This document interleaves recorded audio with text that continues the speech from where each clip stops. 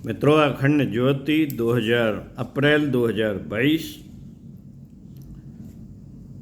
पृष्ठ 19। विषय सजल संवेदना से आतंकवाद का अंत। पढ़कर सुनाते हैं।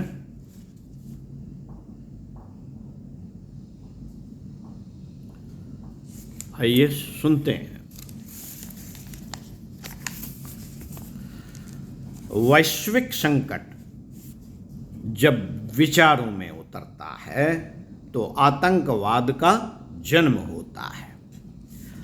आतंकवाद की घटना निश्चित रूप से उस सब से जुड़ी है जो समाज में घटित हो रहा है।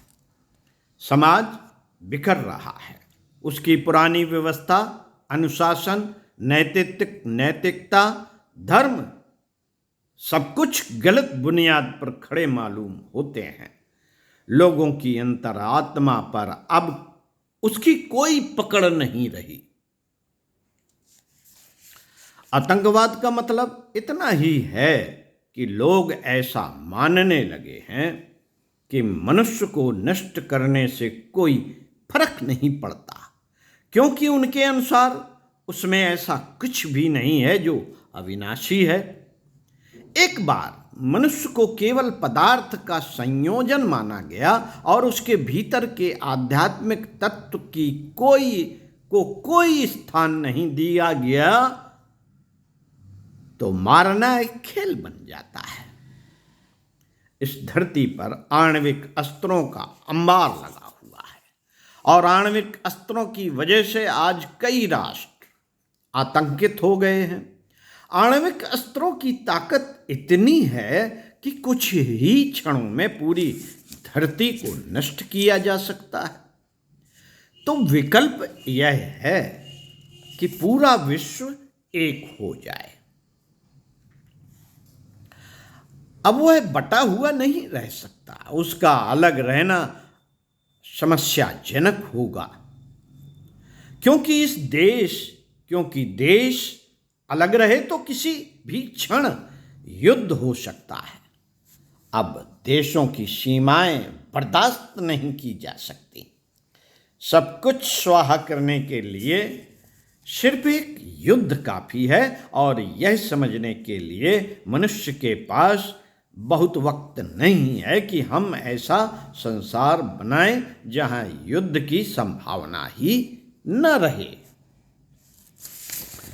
आतंकवाद की बहुत सी अंतर्धाराएं हैं। एक तो आणविक अस्त्रों का निर्माण करने की उन्मादी दौड़ में सभी राष्ट्र अपनी अपनी शक्ति उस दिशा में उड़ेल रहे हैं।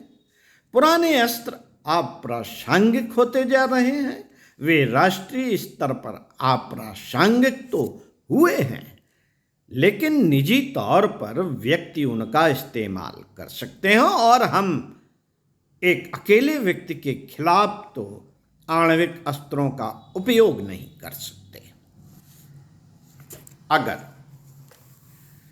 अगर एक अकेला आतंकवादी बम फेंकता है तो क्या हम उस पर एक मिसाइल बरसाएंगे? आणविक अस्त्रों ने व्यक्तियों को पुराने अस्त्रों का उपयोग करने की स्वतंत्रता दी है। यह स्वतंत्रता अतीत में संभव नहीं थी, क्योंकि सरकारें भी उन्हीं शस्त्रों का प्रयोग कर रही थीं। आतंकवाद के लिए ऐसे समृद्ध और उन्मादी देश जिम्मेदार हैं। अब सरकारें पुराने अस्त्रों को नष्ट करने में लगी हैं, उन्हें समुद्र में फेंक रही हैं, गरीब देशों को बेच रही हैं जो नए अस्त्र नहीं खरीद सकते, और सभी आतंकवादी उन गरीब देशों से आ रहे हैं जो नए अस्त्र खरीदने की हैसियत नहीं रखते।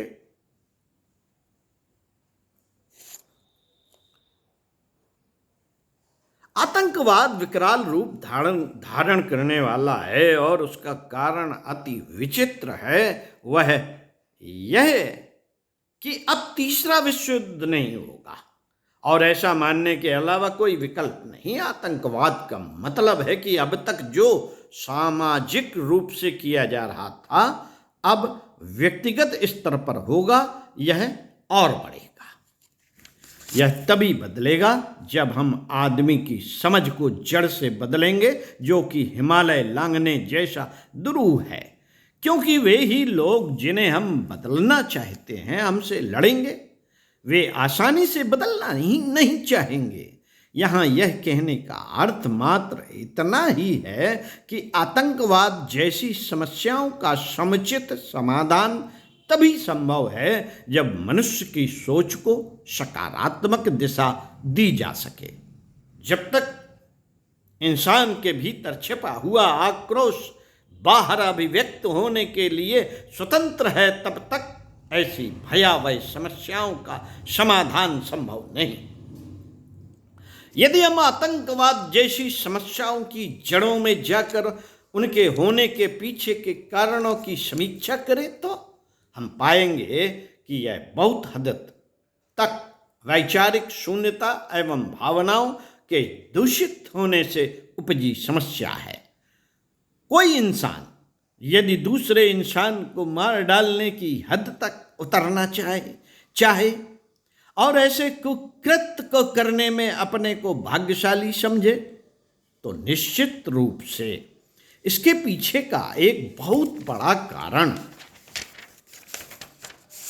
उनका वैचारिक रूप से गुमराह होना और संवेदना की दृष्टि से शून्य होना है। यही कारण है कि आज जब विश्व एक ऐसे बाजार में बदल गया है जहां पर अपनी आर्थिक महत्वाकांक्षाओं की प्रतिपूर्ति करने की चाह में कोई भी देश व्यापक युद्ध नहीं चाहता, तो वहीं आतंकवाद जैसे दानव को अनेक देश पोषित करते नजर आते हैं। इन समस्याओं के कारण तो अनंत हैं, परंतु समाधान की दृष्टि से आध्यात्मिक मार्गदर्शन ही एक प्रभावी माध्यम नजर आता है। जब तक हर व्यक्ति के दृष्टिकोण को सर्वांगीण रूप से रूपांतरित न किया जा सके एवं उसके चिंतन व भावनाओं को एक बेहतर दिशा न दिखाई जा सके, तब तक आतंकवाद रूपी इस समस्या का उचित समाधान संभव नहीं है। साथियों, आज आवश्यकता है कि हम मनुष्य के विचारों को बदल सकें और उसके अंदर संवेदना को संवेदित कर सकें, तो निश्चित रूप से आतंकवाद को कम किया जा सकता है। सजल संवेदना प्रस्तर के समान हृदय को द्रवित कर सकती है। सजल संवेदना प्रस्तर के समान हृदय को द्रवित कर सकती है। यही वह अमोघ अस्त्र है जिससे आतंकवाद को समाप्त किया जा सकता है। मित्रों, इसी लेख के क्रम में एक कोटेशन पढ़कर सुनाते हैं। चारुदत्त एक सज्जन व्यक्ति था। उसकी ईमानदारी एवं सत्यता पर हरेक को विश्वास था। उसकी प्रामाणिकता की कथाएं पूरे नगर में विख्यात थीं। एक बार इसी विश्वास के आधार पर कोई अपने बहुमूल्य रत्न उसके पास धरोहर के रूप में रखवा गया। दुर्भाग्यवश चारुदत्त के घर चोरी हो गई और वे रत्न चोरी चले गए। चोर बहुत सा सामान चारुदत्त का भी ले गया था, पर उनके जाने से ज्यादा दुख चारुदत्त को उन रत्नों के चोरी होने का था। उसने अपना दुख अपने मित्र से साझा किया तो उसके मित्र ने उससे पूछा, जब वह व्यक्ति जो रत्नों का मालिक था अपने रत्न तुम्हारे पास रखकर गया तो उसका साक्षी कौन था? चारुदत्त ने उत्तर दिया, साक्षी तो कोई नहीं था, वह तो मात्र विश्वास के आधार पर ही मेरे यहाँ रत्न रख गया था। चारुदत्त के मित्र ने कहा, तो फिर इतना परेशान होने की क्या बात है? जब वह पूछने आए तो मुकर जाना, कह देना तुमने मेरे पास कोई रत्न नहीं रखे थे। यह सुनकर चारुदत्त ने उत्तर दिया,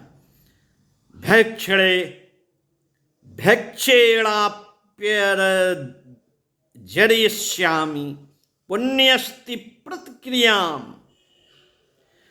अनृतम न विधास्यामि चारित्र भ्रंश कारण। अर्थात चाहे मुझे भीख मांगनी पड़े, पर मैं धरोहर के रत्नों के बराबर धन उत्पन्न कर उसे लौटा दूंगा, पर किसी भी स्थिति में चरित्र को कलंकित करने वाले असत्य का प्रयोग नहीं करूंगा, झूठ नहीं बोलूंगा।